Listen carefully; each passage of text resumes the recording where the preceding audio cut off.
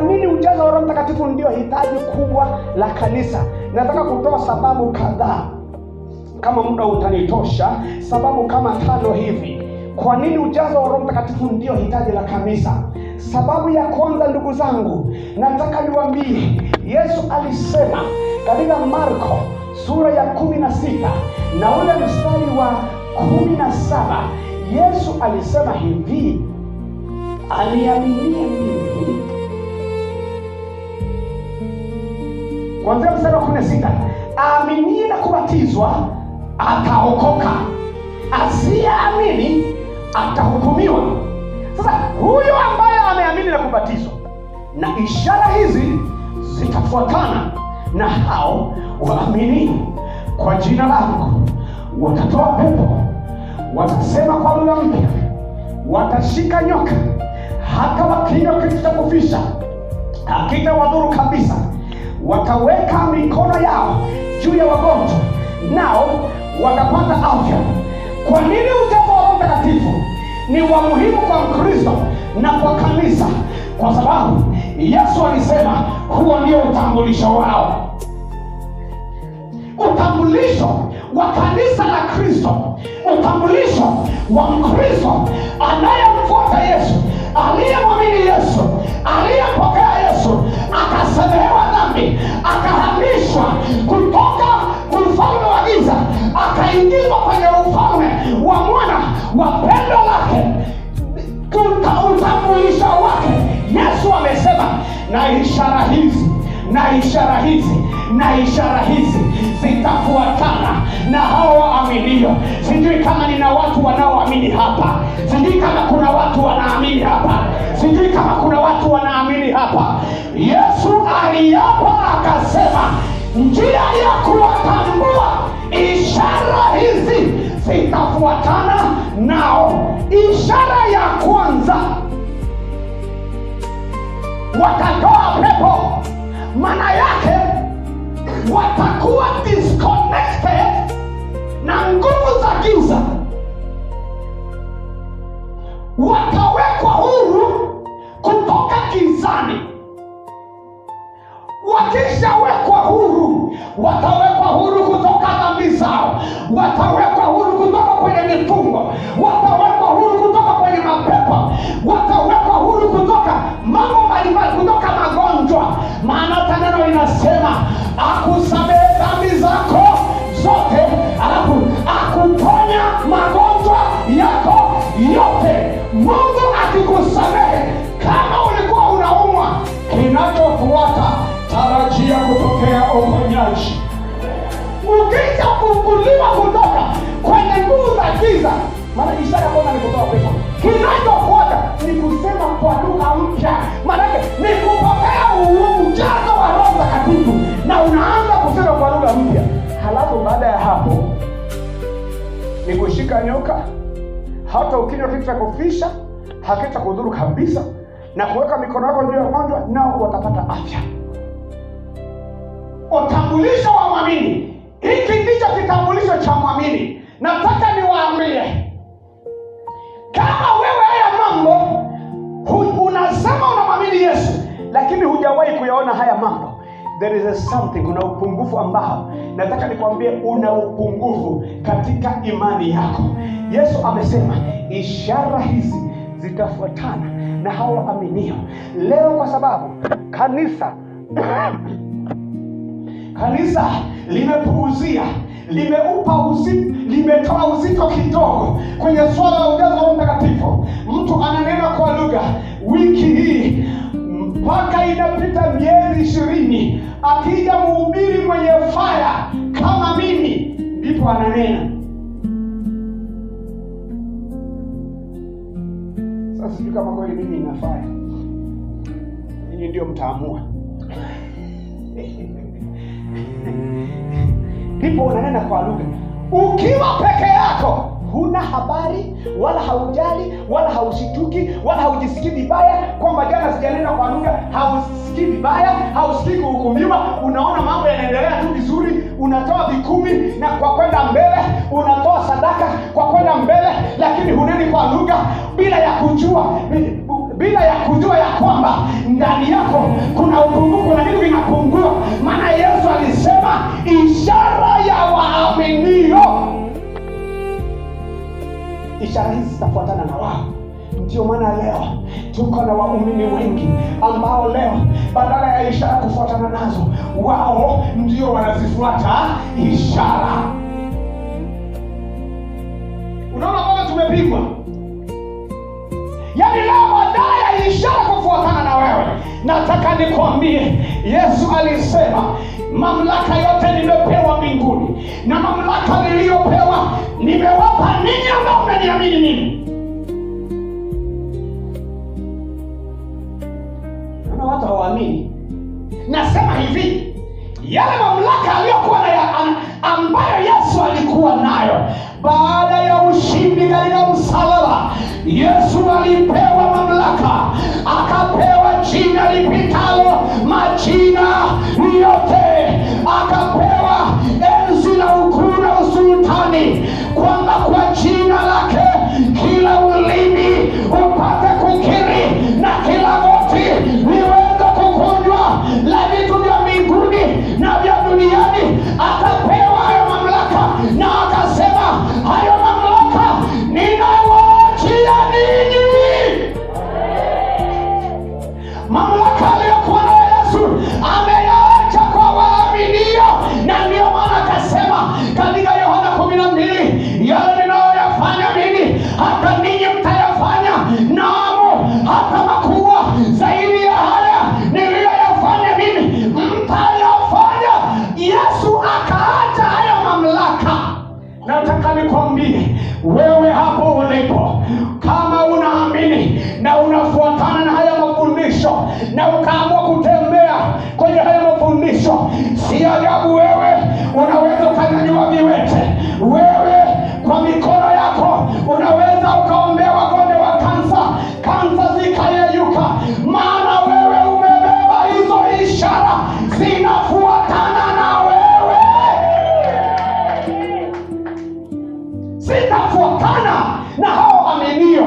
Sasa hizo ishara ili ziweze kutokea, hazitokei kwa sababu umeshiba ngararumu, hazitokei kwa sababu umeshiba roshoro, hazitokei kwa sababu wewe ni wa ukoo fulani, hazitokei kwa sababu kwenu mna ng'ombe wengi sana, hazitokei kwa sababu dini yenu ni nzuri sana, hazitokei kwa sababu wewe umeokoka miaka mingi. Zinatokea kwa sababu wewe umejazwa Roho Mtakatifu na umempa nafasi kwenye maisha yako, anakutawala, anaachilia hiyo neema, anaachilia hiyo vipawa, anaachilia hiyo nguvu ndani yako. Ndio maana unaweza ukafanya hizi ishara zikafuatana na wewe, na huo ndio utambulisho wako. Ili haya yatokee, unahitaji kuwa uwe umejazwa na Roho Mtakatifu. Marko sura ya 16 ule mstari wa 20, Biblia inasema kuthibitisha ambacho Yesu alikuwa amekieleza. Unajua Marko alipotoka kwenye ile aminia na kubatizwa, ishara hizi zitafuatana na yeye akakiruka kitabu chote cha Matendo ya Mitume.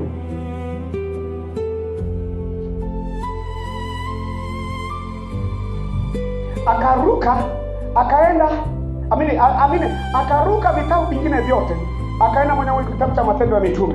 Mstari wa 20 unasema hivi, nao wale wakatoka wakahubiri kote kote. Sasa hapa Pentekoste ilishapita. Habari anayoiandika hapa Marko, Pentekoste ilishapita, walishajazwa Roho Mtakatifu.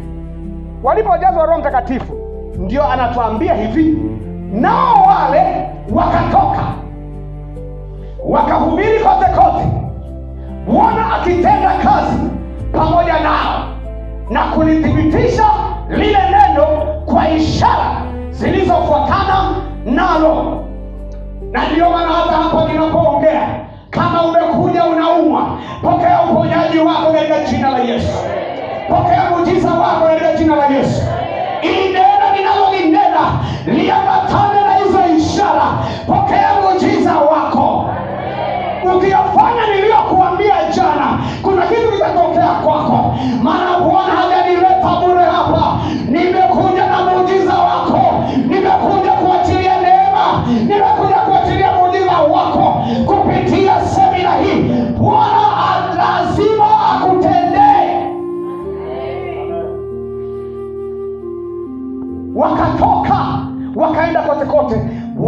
akitenda kazi pamoja nao na kulithibitisha lile neno kwa ishara zilizofuatana nao. Na watu walipoona mambo yaliyokuwa yakifanyika pamoja na mitume, ndio maana tunasoma kwenye Matendo sura ya 11, Matendo 11 kama sikose mstari 21, Biblia inasema mitume wakaitwa Wakristo kwa mara ya kwanza kule Antiokia. Kwa nini? Watu walikuwa wakiwatazama akina Tomaso, akina Bartolomayo, akina Yohana, akina Yakobo. Walikuwa wakiwatazama hawaoni tofauti na wakati Yesu alipokuwepo. Walikuwa wakiwatazama hawaoni tofauti ya mwenendo wao na Yesu aliyokuwa akitenda, matendo mema aliyokuwa akiyafanya, miujiza aliyokuwa akifanya. Walikuwa hawaoni tofauti yoyote. Ndio maana wakawaita Wakristo kwa mara ya kwanza. Maana yake Wakristo, yani ni watu wa Kristo. Kwa nini? Wana tabia kama ya Kristo, maneno yao ni kama ya Kristo, miondoko yao ni kama ya Kristo, kuvaa kwao ni kama kwa Kristo, kutembea kwao ni kama Kristo. Wewe leo unawachanganya watu mpaka wanashindwa hata kuelewa, hivi huyu ameokoka kweli au vipi? Wenzetu walipoonekana, watu walisema moja kwa moja, hawakuhitaji Wakristo wajitambulishe. Hizi ni Wakristo. Wakristo wa kwanza hawakujitambulisha kwa kuvaa misalaba. Ishara hizi zitafuatana, hizo ndizo ziliwatambulisha. Sio kama kuna mtu anasikia kitu ndani yake kinachemka. Sababu ya kwanza. Sababu ya pili kwa nini ujazo wa Roho Mtakatifu ndio hitaji kubwa zaidi? Sababu ya pili, mtu hawezi kuwa Mkristo bila ujazo wa Roho Mtakatifu. Sababu ya pili, huwezi kuwa Mkristo bila ujazo wa Roho Mtakatifu. Huwezi kuwa na tabia ya Kristo bila kujazwa Roho Mtakatifu. Huwezi kuwa na mabadiliko ya tabia, huwezi kubadilika mitazamo yako ya kidunia bila ya kujazwa Roho Mtakatifu.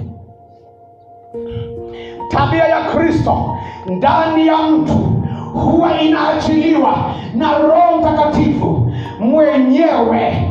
Katika Samueli wa kwanza sura ya 10 na mstari wa 5 na wa 6, maandiko yanasema Sauli anapoambiwa, akaambiwa, Samueli wa kwanza sura ya 10 mstari wa 5 na wa 6, utafika Gibea ya Mungu nawe utakutana na kundi la manabii wenye zeze, wenye tari, wenye filimbi na vinubi, nao watakuwa wakipiga hivyo vinubi. Lakini katika kupiga hivyo vinubi, wewe utasikia neno la unabii kutoka kwenye hivyo vinubi.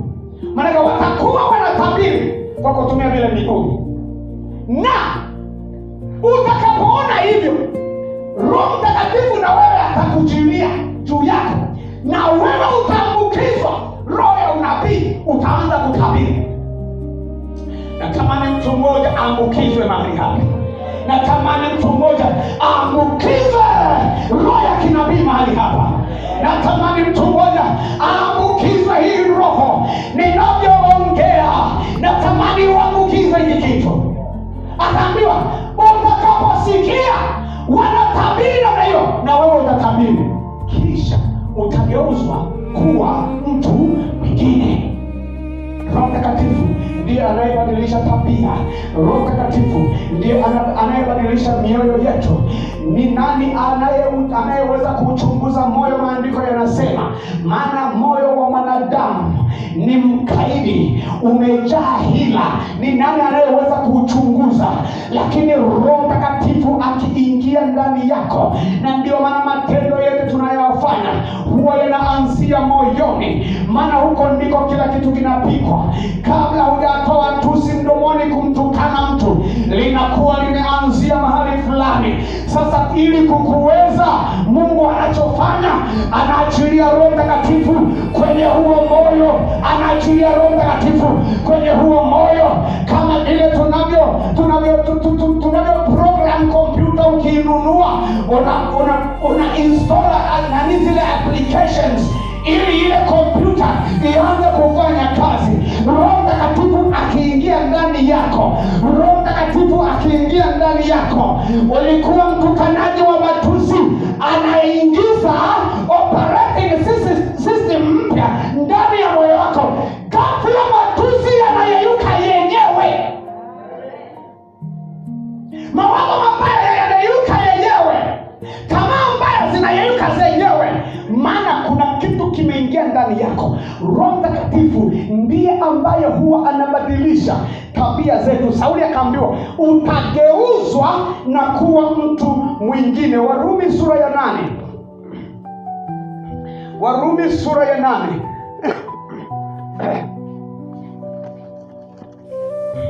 Warumi 8 mstari wa kwanza na kuendelea.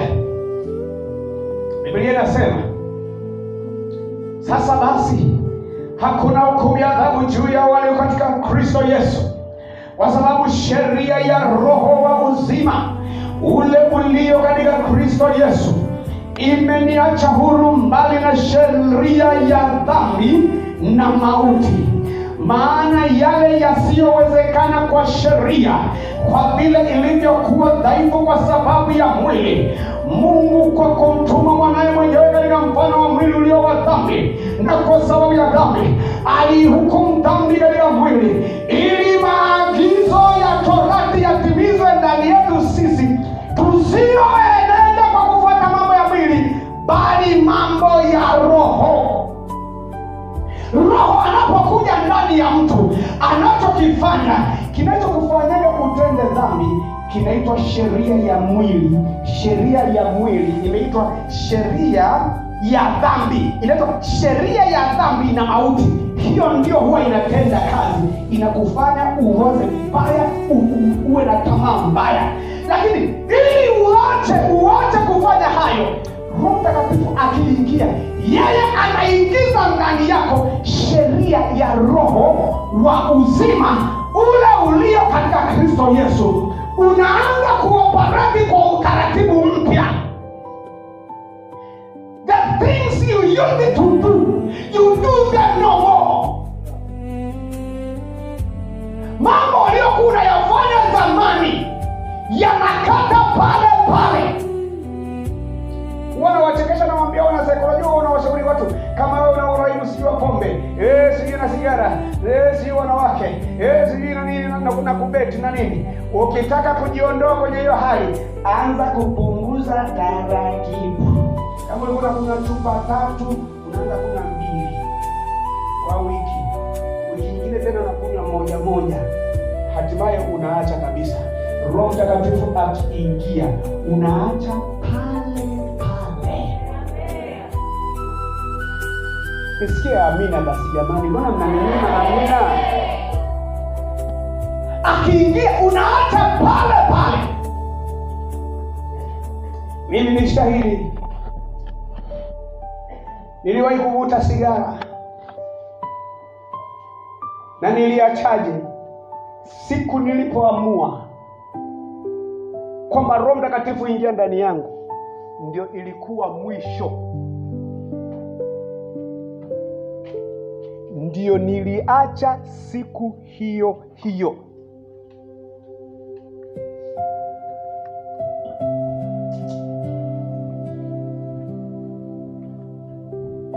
Ndio niliacha siku hiyo hiyo. Kwa nini? Roho Mtakatifu ndiye anayetubadilisha. Roho Mtakatifu ndiye anayebadilisha tabia. Usipojazwa Roho Mtakatifu, na kuambia tutakufundisha mafundisho yote ya ubatizo. Hata kama kuna kurasa 100 za mafundisho ya ubatizo, tutakufundisha hizo kurasa zote, lakini utakuwa unatuangalia kama hautuoni, unaingia zako unafanya vituko. Lakini Roho Mtakatifu akiingia ndani yako, anaweka sheria ya roho wa uzima ule ulio katika Kristo Yesu. Tabia yako inabadilishwa. Na anaibadilishaje? Kupitia tunda la Roho. Galatia 5:22 na 23. Tunda la Roho ni upendo, furaha, amani, utu wema, fadhili, uvumilivu, na vitu kama hivyo. Juu ya mambo hakuna sheria. Maana tunda la Roho likiachiliwa ndani yako, unayempenda huwezi kuanza kumtongoza, unayempenda huwezi kumzaba kofi, unayemfurahia na kumpenda, kama tunda la Roho linafanya kazi ndani yako, limezama, lina mizizi ndani yako, huwezi kufanya vituko vya kimwili, kwa sababu kinachokutoka ndani yako sio hicho, ni mbegu ya mbinguni utakayoyafanya. Ndio maana wamesema yale tusiyoweza kuyatimiza, anasema yale yasiyowezekana kwa sheria, kwa vile ilivyokuwa dhaifu kwa sababu ya mwili, Mungu kwa kumtuma mwanawe mwenyewe katika mfano wa mwili ulio wa dhambi, na kwa sababu ya dhambi alihukumu dhambi katika mwili, ili maagizo ya Torati yatimizwe ndani yetu sisi tusioenenda kwa kufuata mambo ya mwili, bali mambo ya Roho. Yaani dhambi hatuachi kwa sababu kuna sheria. Huachi kufanya dhambi kwa sababu ya sheria. Unaacha kufanya dhambi kwa sababu umebadilishwa ndani yako, kuna nguvu imeingia ikaondoa hiyo asili na misukumo ya dhambi, ukaanza kuishi kwa utaratibu tofauti. Ndivyo tunavyoacha dhambi. Naomba tuishie hapo kwa leo kwa sababu ya muda. Zile sababu zingine nitakuja kuzimalizia kesho.